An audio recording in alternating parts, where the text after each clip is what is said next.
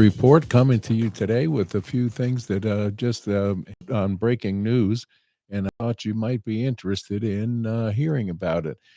Congress is right now talking about having a thing on the floor to deal with these student takeovers on the elite universities that are out there protesting for the anti-Israel protest that's going on in several of the major colleges, especially after they took over the dean's building at Columbia University. They have not enforced their own conduct rules, and Congress is going to take steps in to try to put an end to this. That, as well as they're talking about going after this sham trial that is happening against Donald Trump and the city of New York, with Alvin Bragg being and a judge that is being less than honest with regard to what this trial really is all about. It is dyed in the wool election interference, and Congress is starting to recognize this now and say that they will probably do something to interfere or get him to recuse himself.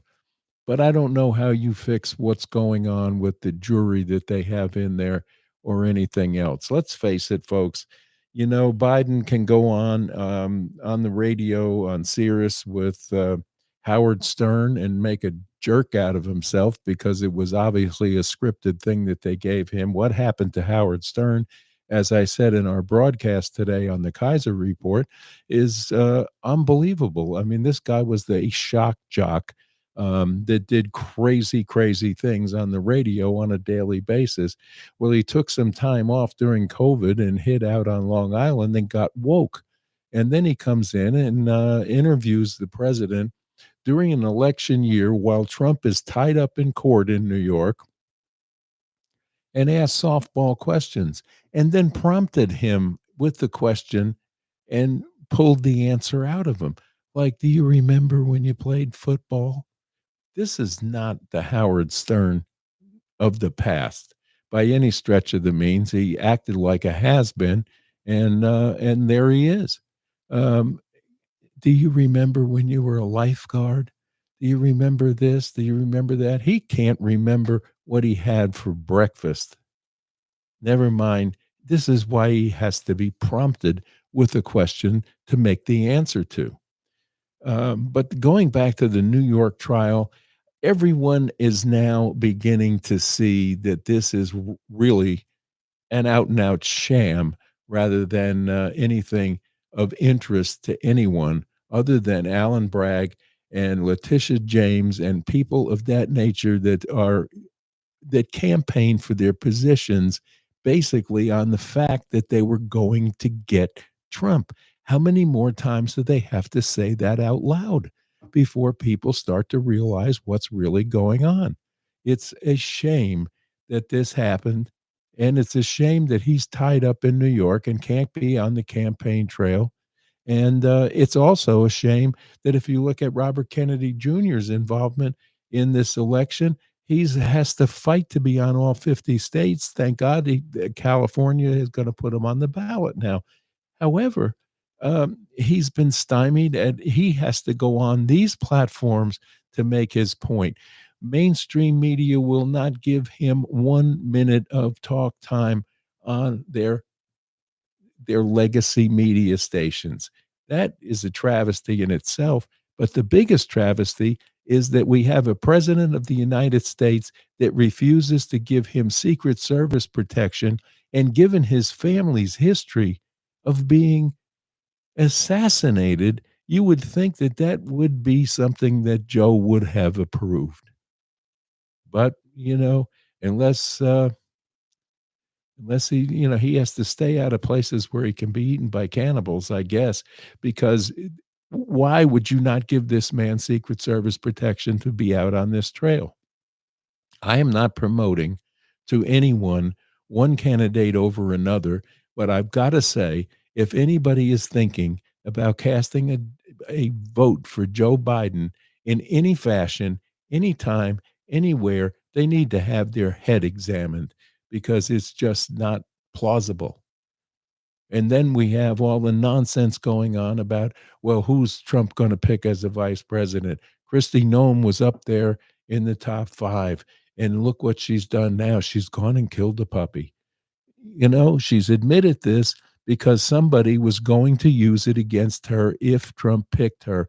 These guys spend an entire day of their life going on and on about how we can get Donald Trump and how can we make him look bad and us look good, and pay no attention to the economy, pay no attention to the fact that we're giving billions of dollars in foreign aid to people for a losing war, and no one says a word about it. We need to get someone in office that can run this country like a business and balance a budget for the first damn time, period. Not somebody sitting in Congress and the Senate that just gives money away, that the working population is being laid off. People are not working in the fashion that they used to be able to put dollars back in the coffers. But nobody wants to realize that, and the media does not want to discuss it with you. We have an economy that is hurting and hurting heavily right now. You're looking at foreclosures, repossessions, all kinds of stuff. And then on top of that, you have layoffs at Google, you have layoffs at Tesla, you have layoffs at Walmart, you have huge layoffs at FedEx. And office buildings you can buy for a song in most cities right now because people aren't going to an office to work anymore. It's pure and simple. Office buildings have mortgages on them. Someone has to pay the rent. And if they're not renting them out, these buildings are going to lie dormant. But this administration, this clown of an administration, just says, well, maybe we can put homeless in those office buildings. Maybe we can reconfigure an office building into apartments for the migrant population that we've let into this country, up to 11 plus million people that came through the border unvetted, unchecked, and with no consequences for the crimes that they commit when they get here. And then you have the dummies in the army thinking, well, maybe we can put them all in the military. We don't know where half of them came from. And then over a quarter of a million military age Chinese coming into the country, males. Come on. This is a recipe for disaster. You want to put the enemy in our military. What are these people smoking? They have to be on drugs to get away with this stuff. But yet, there you go. It happens, and it happens often with this administration. There is no common sense. There is no accountability. And you have to ask yourself, what shoe is going to drop next? He's talking about instituting a 45% tax on inheritance and capital gains. As people of my age are passing away and leaving their properties to children, they're going to get half, while the government takes the other half and gives it away to find out what the sex life of a cricket is.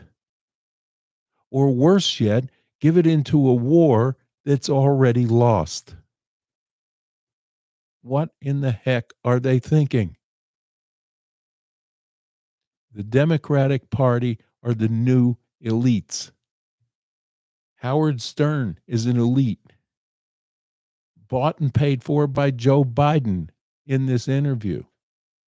And Kamala Harris is now going to take up the mantle of doing the the campaigning for the administration, and she starts on a talk show talking about how hurtful it is to talk about her laugh. It isn't a laugh, it's a cackle. And Drew Barrymore sits there with wide eyes waiting for the next utterance from her mouth. And then she lies and says, well, they make fun of me, but I got my laugh from my mother. Oh, that tugs on your heartstring, doesn't it? They lie and then re-lie and lie again, and we're supposed to believe it. And they're up to something, and I just can't wait to hear what's going to come on right before the election, whether it's a pandemic or a martial law shutdown or riots in the streets where they're burning cities down again. And God forbid, let's just hypothetically say Trump wins, we're going to have burning cities. And they'll engineer it that way and say, see, it was like Joe was going to bring unity. Where? He's done more division in this country. I thought Obama was great at dividing the country. He's a continuation of Obama, who I believe behind the curtain is still Obama. This is his third term, and he's looking for a fourth. And there is no way in God's green earth that Kamala Harris could handle the job of the presidency. She can't even perform the VP position as it is now. We're in trouble in this country. We need prayer and we need help. But no one is coming with foreign aid for us. Just look at the people that are trying to get their homeland back in Hawaii after the burn. How much did we send there? But yet you can send another 60 billion, and I don't care how you cut it up, in military equipment, cash, plane loads of cash like we do. We deliver to our enemy in Iran. Not one iota of money was put into that except for the few pennies that FEMA spent there in cleaning up some of the stuff on the land where people lost their homes, their life, and it's still in ashes. They're not allowed to go on it. But yet we send 60 billion to the Ukraine on top of the billions we've already invested there. So NATO can get their borders expanded. That's what triggered this whole thing.